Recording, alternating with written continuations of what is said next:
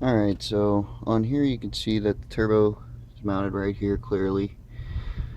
Took and redid the pipe, as you can see, removed it from there, put it straight on here, traveled it all the way up, put it straight to the intake.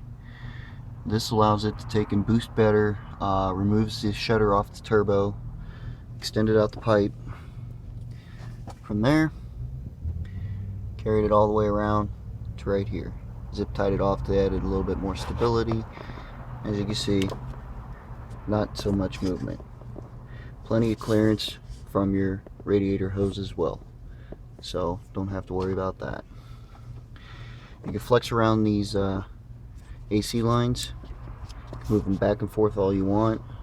What I did was I also added this clamp right here around the upper AC line. That way it makes it more stable. This line you can bend out of the way to any way you see fit. I attached the AC or the air line from here. It has a 90-degree elbow on the inside with it facing that way. Ports the pressure all the way through, attach it to the oil catch can. From the oil catch can, runs right over to the intake using the stock setup for your vent lines. Bottom line is for your coolant, top line's for your air. This allows great pressure inside. From there, what I did was I established the PVC valve on here again, ran it straight into the intake. The lines that I did have right here going to the intake, came over, cut the brake boost line. And this is before the check valve, so cut the brake boost line, install the T-fitting, installed that right there.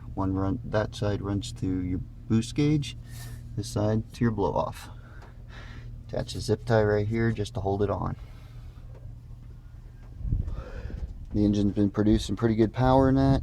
The only downside is I think I either blew valve seals or the rings on my piston.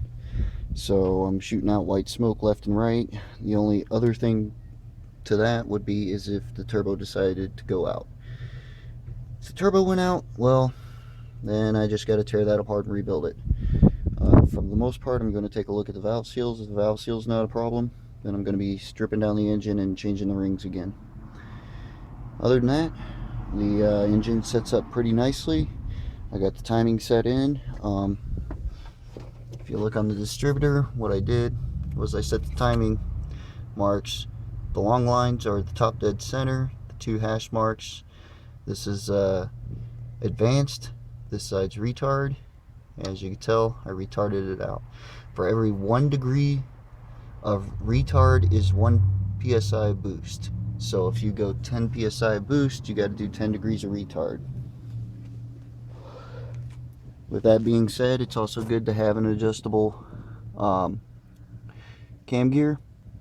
That way you can take and make all your adjustments and whatnot from there. As you can tell off of this cam gear, I have it set up to where it is retarded 5 degrees or advanced 5 degrees. That way it gives it a retard on the cams to the 55 degree mark, which is 110 degree off center on the lobes.